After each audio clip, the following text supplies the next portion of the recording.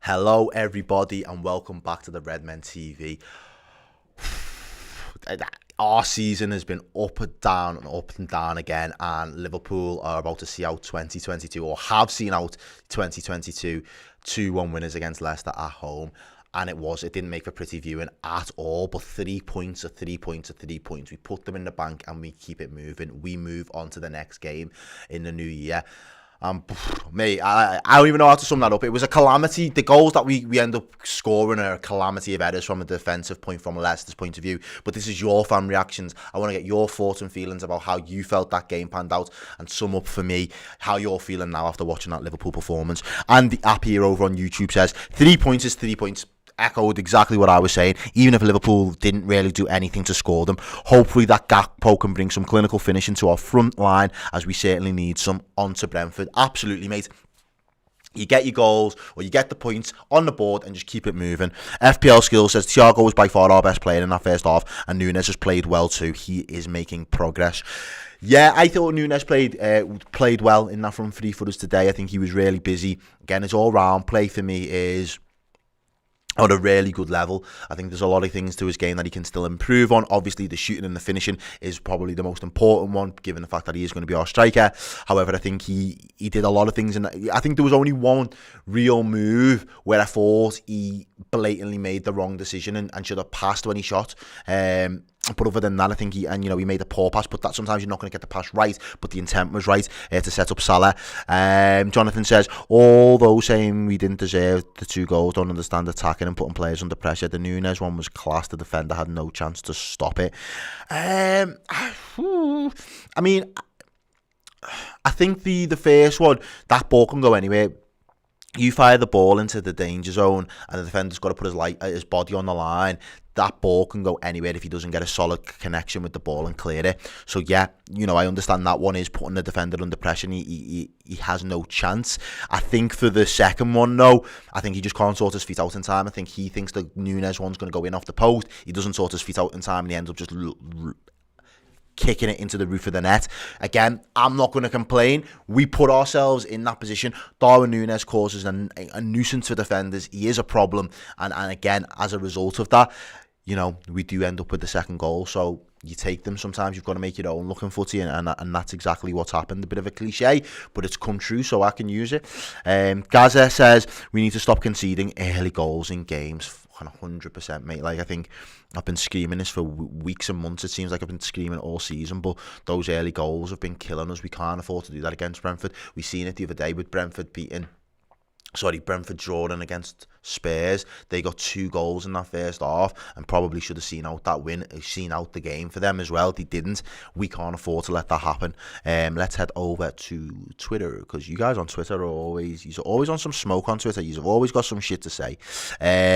Ken Nair says Trent looks much better after a much needed break. Yeah, I thought Trent defensively today, I know he got Sky's man of the match. He probably wouldn't have got mine personally. However, I did think his defensive performance today was a massive improvement on some of his performances this season. He looked sharp, he looked aggressive, he looked up for it, he looked like he wanted to get touch tight with his man. He wasn't letting people just run in past him and in behind him, or run off him, I should say.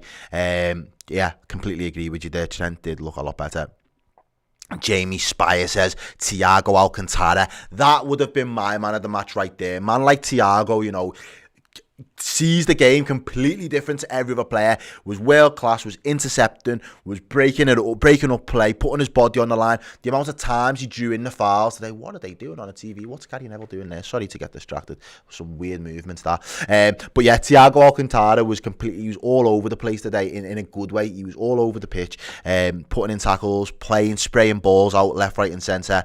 I really enjoyed his performance because he seemed to be one of the few midfielders that really was able to shine today. The midfield was really disjointed and all over the place, but he seemed to still find his way, knit things where he needed to knit them, and then cut out and intercept the ball on a number of occasions. So I was really pleased with that. Sparky the Great says that was abysmal. Look, mate, I'm not going to try and sugarcoat it here. It was a poor performance, but if we are performing that poor and we're still able to win, that's got to be, I don't think there's another tweet that says that in a minute, I think that's got to be, signs that things can change and things that are still improvements that can be made and things will get better. Vib says, Happy New Year, Reds, you never walk alone. Love that, just keep it simple. Happy New Year to you two and yours. Hope you've enjoyed the festivities over the last couple of weeks, and I hope you're glad that regular services resumed again with footy and Liverpool are back to winning ways. So thank you very much for that. Andrea Dawn says, take the points and run. Yeah, literally, you've got to bail. Just get gone, get those points, get everybody wrapped up in cotton wool. I know Robbo's going to need a little bit of cotton wool. Harvey Elliott looks like he's going to be needed to be wrapped up as well. We might have a few injuries to update you guys on throughout the shows this evening. After, I know there'll be guys in the ground doing a little bit of a podcast as well for you and giving you their takes of how they seen the game from live inside of Anfield. We've also got Steve going over to the board. I think he needs another placard as well for another face and a name to go on the board, because I think a lot of people in the comments will be wanting him to get a rating tonight. It's time to face the music. And yes, we have got the instant match reaction as well for all of you Redmen Plus members as well. We will be keeping you plugged in late on this evening with a lot of content. So keep your eyes peeled, and you'll be able to catch up on that all tomorrow as well on all of your other streaming and platforms. Sisson says, we need a midfielder and we need to get rid of players who clearly can't cut it at Liverpool. And I think, that's it, isn't it? That's the reality. That's where we're at the moment. I think we're 1 or 2 midfielders away from potentially being able to challenge an Arsenal and a Manchester City for the title at the moment. We need fresh blood in that midfield engine room. Absolutely, it can't be overstated enough. I think the reality of the situation is January is the time where we might not get our number one target or the priority, but it might be getting another body in. It didn't work out with Arthur Mello. We've got players coming back, but the reality and what I'm saying is midfield is an area of massive concern for all Liverpool players, all Liverpool fans, I should say, and it's probably a concern for the Liverpool players at this point as well. Let's go over to Discord. Let's see if anyone said anything. LFC Mav says, good luck dissecting this one, Errol. Cheers, nice one, because there's not much to dissect, bro. It was pretty poor, but yet somehow we find ourselves with 3 points going into the next game. We're sitting in 6th. I think we said 2 points off. Same games played as Tottenham, but 2 points off top 4. That's not a horrible situation to be in, all things considered. Odie the Metalhead said, who's Errol? Hi. That'd be me. But yeah, I think it's because we were signed in on Steve's account, so it's a little bit of confusion, ping-ponging people around, left, right and centre. But if we head back over to YouTube before we wrap up, Dickie O'Reds _7 says, dodgy at the back at times, midfield was weak, up top is off, yet we still won. Face, I could kiss you. Nah. Yeah, mate, honestly, I thought he was on for that. He was on for a hat-trick. I thought he was either going to score a third or he was going to give us a penalty. And he almost gives Darwin, a goal, plays him through on goal as well. So it was a completely bonkers performance there from Liverpool. It's not vintage Liverpool. The game against Aston Villa, you've seen signs of us playing like our old selves. You see moments where you think, yeah, I recognise that team. That's the team that I know so well.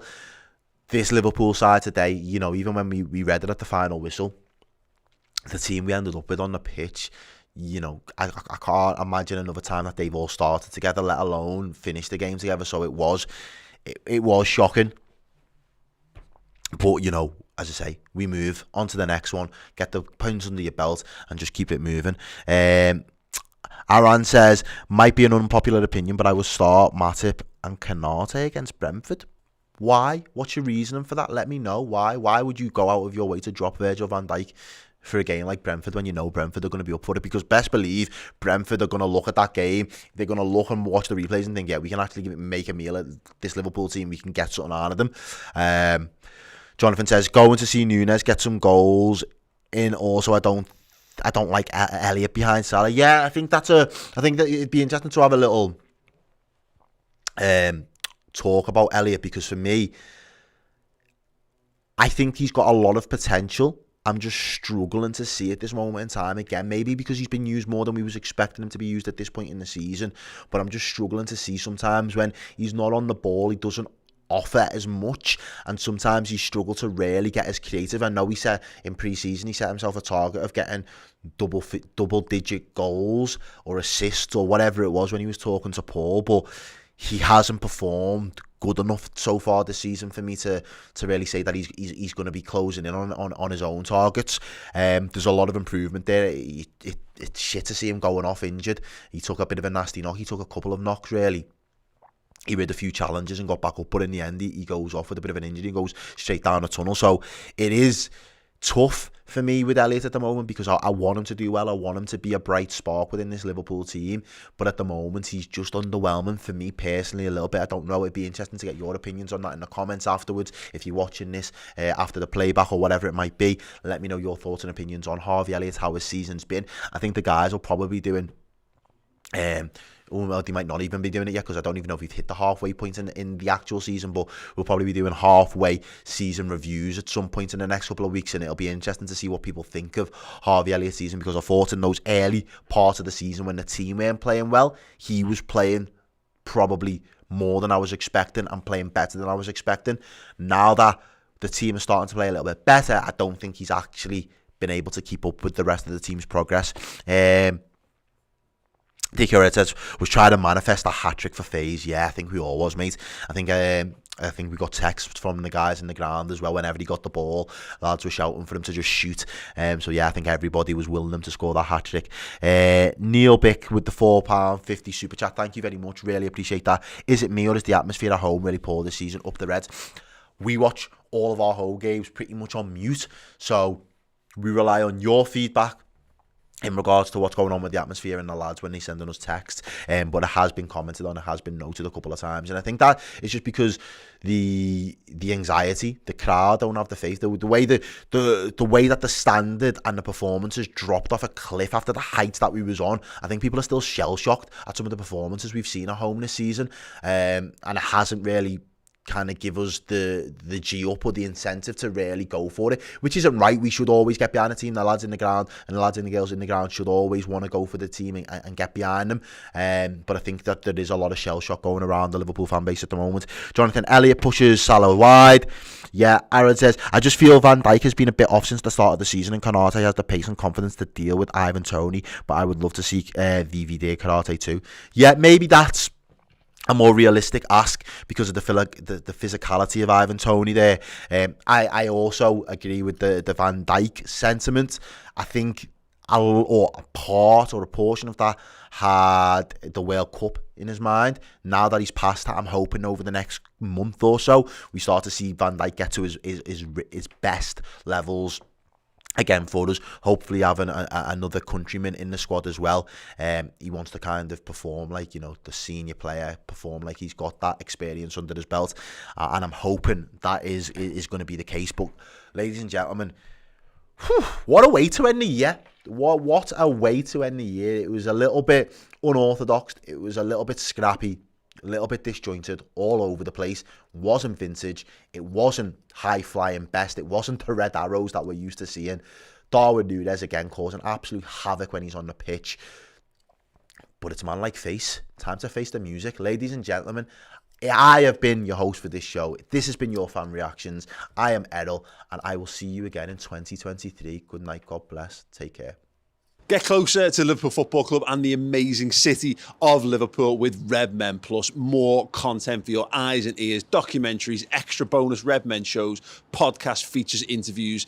Get close to the culture of Liverpool Football Club on Redmen Plus.